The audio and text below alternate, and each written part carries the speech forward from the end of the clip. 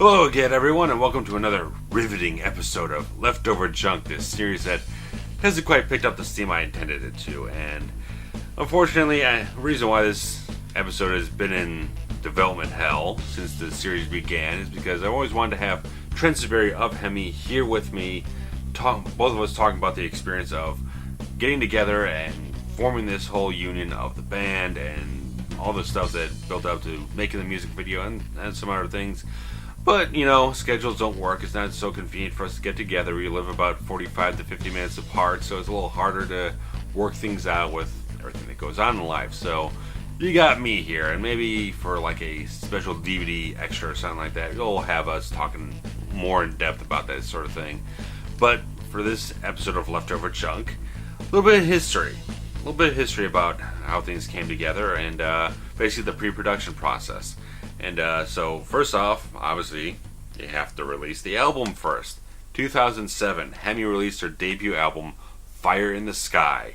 That's on CD and all this other stuff. They had this exclusive deal with Hot Topic to get the CD carried in stores, and they're definitely hit a landmark with all that kind of stuff. And 2008, early on, I finished production on The Fixer. And obviously, once I'm fully into post-production, gotta start looking for music, because obviously that's been the big thing with this film, making a big soundtrack. And February and March, I was looking around for some bands, some artists to contribute music to the film. And in one scene, I had used temp music of Enter Sandman by Michalak. So I was scouring MySpace back when MySpace was still a thing, back in 2008. And I came across HEMI looking for some metal bands, primarily Chicago ones that are in the area I can get together with and build a relationship with, and did some correspondence and so on and so forth, and got together, and within a month's time it was all signed and sealed and delivered.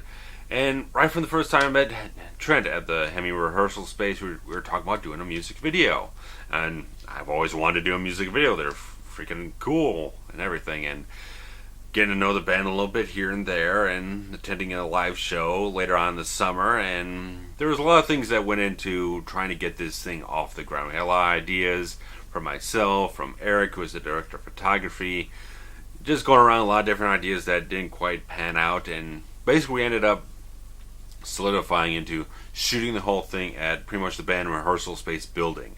Not the actual space that they used, but one of the adjacent places. And basically we got together in September to shoot this whole thing, and it just kind of hit the ground running once we got there on the shoot. And it was a long day shoot, a lot of stuff going on. We had 3 cameras rolling on this thing. We had Eric Waltman, myself, and Steve Vargas doing all this great stuff, just going right at it. But I did have an idea going into the whole thing that I never really shared with anyone. We're just kind of like, we'll get there on the day and we'll shoot it this way, and then things just kind of went off in a different direction.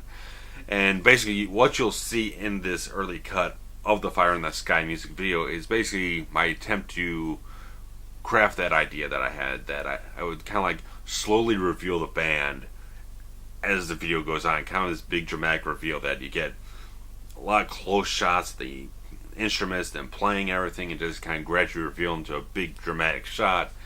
And when I preview that cut, there were a couple of things that they wanted changed. It didn't feel like things worked quite well. And looking back on it, absolutely, that the video wasn't cut fast enough, didn't have as much energy and rhythm as it possibly could have had, which obviously is very well reflected in the final official version of the video. And I think it really works in the final version. But there were a couple of things that went into creating that final version that very interesting, because I referenced 2 existing music videos to create the cut to inspire me to do what I did in the final version of the video. And that would be Chemicals Between Us from Bush and Rise from The Cult. Those 2 music videos, wherever it was, they just had the right rhythm, the pace, right energy, the right snappiness. Wherever it was, it just got me in the right zone to cut the thing in the right way, to get that energy, get that nice rhythm and clip going, just get the editing pace just right. And obviously in the early cut, it's cut a little slower here and there. There's a little bit of a different intro to the video, and a couple different clips edited in different ways. So there's some things that are definitely different, especially different. And we had a good time shooting it. It was like I said, it was a long shoot. We did I don't know how long. We started in early afternoon and finished early evening, so maybe 8 hours or something like that. We were shooting this thing, and couple things just struck us as we were shooting it, and a couple inspirations here and there, using different rooms in the building and just lighting schemes all over the place, just making it look real flashy, vibrant, just give it a real good look that I think really just made an impact when we released this thing, and people saw it. It's like, this looks flashy, looks vibrant, looks very colorful, and it reflected the quality of the film really well. That I was kind of going for all that real kind of deep saturation and some color washes here and there, so it really worked very well. And one of the things, unfortunately, that I kind of wanted to have a couple of shots in the video that we were going to shoot to kind of emulate shots that I had in the film, and that only really worked in one instance, but whatever the case, this is the early cut, the original cut of the Fire in the Sky music video for HEMI that has been approved to be released in this context by Trent himself. So don't worry, this is not me doing anything outside his purview. He will be seeing this and approving it, and hopefully you'll enjoy what you see and see how sort of process goes along to, from one edit to another, that kind of improve things and how things change, and different approaches that you can take to a certain thing with the same kind of footage. So here's what it is, and I'll be back in a little while to conclude the episode for you, so check out the video. Do you have a problem? Everyone does. I know all about them. I know every one of them. You're trapped in a bad situation with no way out. There's no hope for you. You're scared. Something terrible is going to happen, and there's nothing you can do about it. But I can. When an injustice is done, you come to me. People call me the Fixer, but my name is Victor Jason Simmons. What's your problem?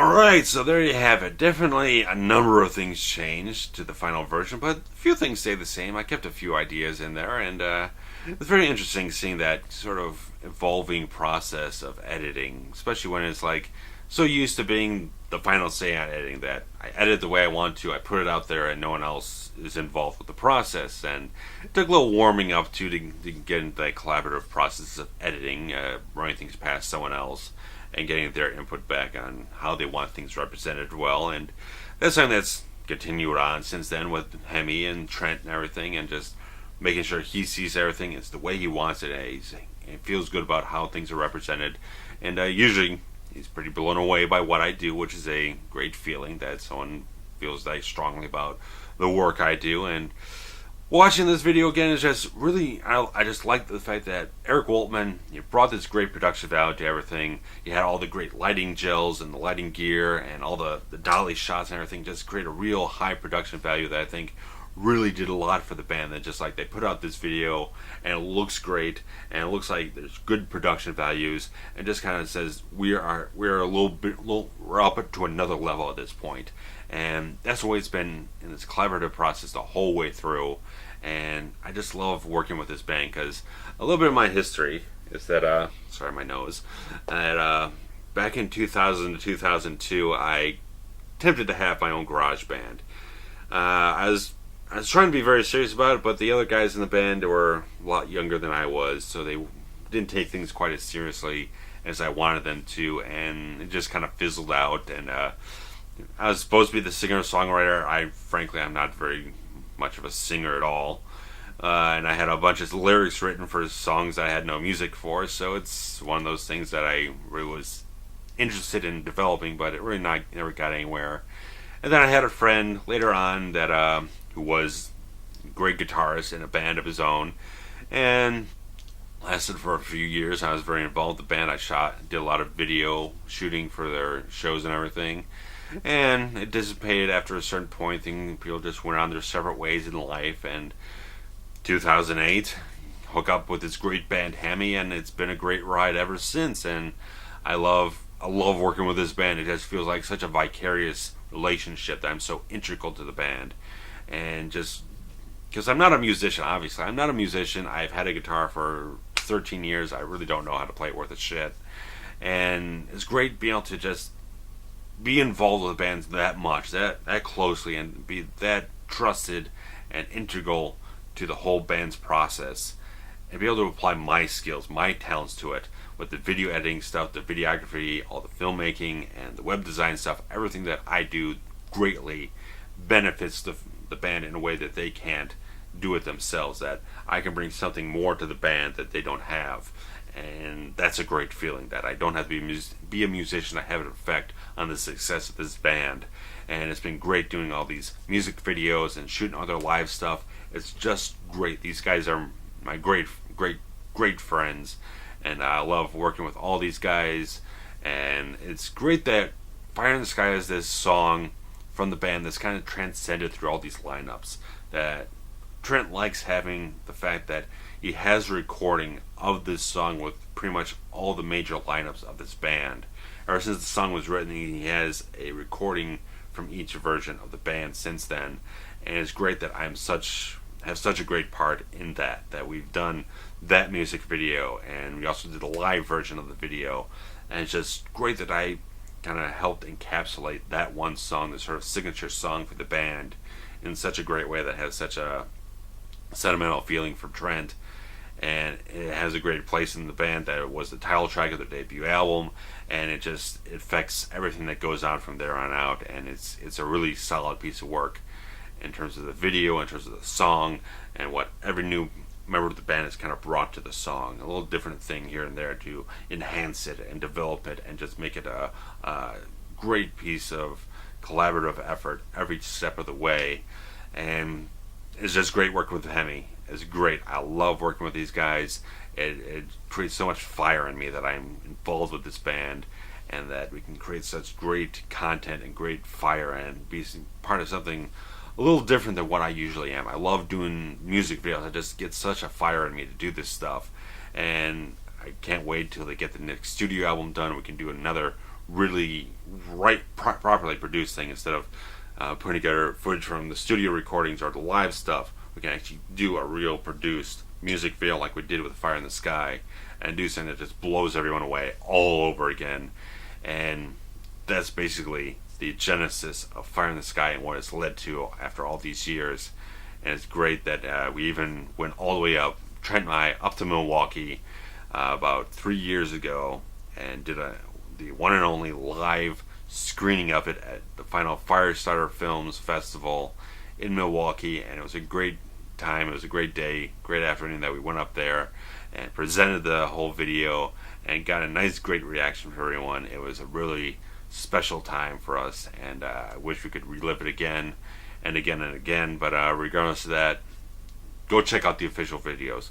The official video, the alternate performance only video, the live video.